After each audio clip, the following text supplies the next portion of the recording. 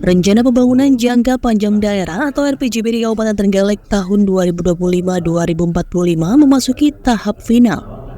Saat ini fasilitasi gubernur sudah rampung sehingga tinggal menunggu nomor registrasi dari Gubernur Jatim. Selanjutnya dokumen strategis ini siap menjadi panduan pembangunan Trenggalek selama 2 dekade ke depan.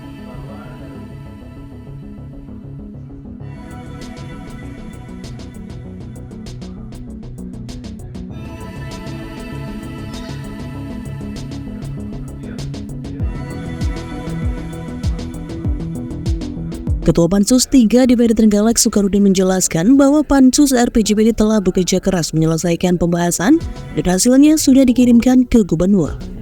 Perkembangannya, RPJPD Trenggalek tahun 2025-2045 juga telah difasilitasi oleh Gubernur Jawa Timur. Proses ini cukup krusial karena jika RPJPD tidak segera disampaikan ke Gubernur, Kabupaten Trenggalek bisa terkena sanksi. Terlebih RPJPD ini merupakan dokumen penting yang akan menjadi acuan utama dalam menyusun Rencana Pembangunan Jangka Menengah Daerah atau RPJPD.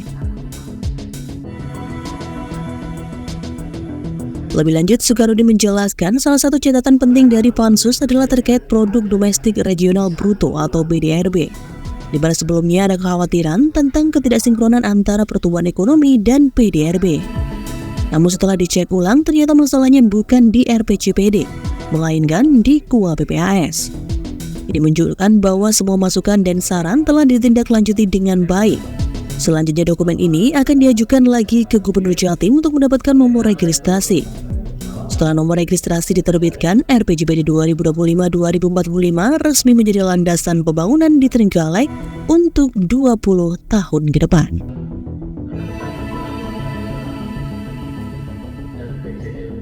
Hari ini kan Pansus RPJPD tahun 2025 sampai tahun 2045. Kemarin Pansusnya ada Pansus 1, ketuanya Pak Husni, Pansus juga 2 beliau Pak Mugianto, Pansus 3 saya.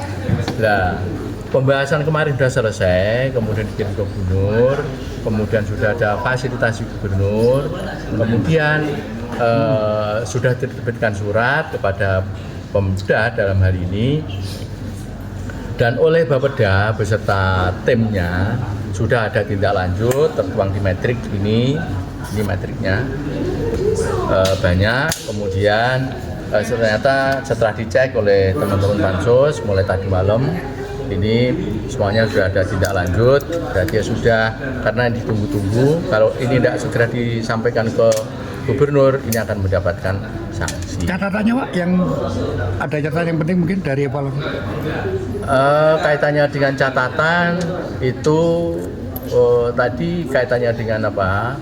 PDRB tidak ada masalah ternyata dari yang disampaikan oleh Pak Alwi, yang awalnya antara kemiskinan, pertumbuhan ekonomi ini naik, tapi PDRB kok tidak simultan naik, malah turun. Tapi ternyata setelah kita cek tidak di ini, tapi di KUA PPAS. Kemudian kalau di Pansus RPJPD, tak pikir kalau ada saran-saran dari sana ya wajar. Yang terpenting sudah ada tindak lanjut. Saya kira itu. Saran terpenting bukan apa Pak? Saran yang terpenting satu, RPJPD ini sewaktu-waktu ini bisa direvisi. Ya, kalau ada perkembangan yang meniscayakan agar RPJPD ini direvisi, maka kita revisi. Dan nanti yang mengkritisi tentu DPRD. Jadi kalau menurut DPRD bahwa RPJPD ini ternyata setelah ditetapkan ada perkembangannya, misalnya pertumbuhan perekonomian, ternyata targetnya kok terlalu rendah ya. Ternyata pertumbuhan ekonomi kita kok sudah segini naik. Nah, ini harus direvisi. Sukarudin juga menekankan pentingnya fleksibilitas dalam RPJPD ini. Jika ada perkembangan signifikan atau diperlukan perubahan, maka RPJPD harus bisa direvisi. Misalnya jika pertumbuhan ekonomi ternyata lebih tinggi dari target, maka RPJPD harus segera disesuaikan. DPRD Trenggalek akan terus mengawasi dan mengkritisi jika diperlukan revisi.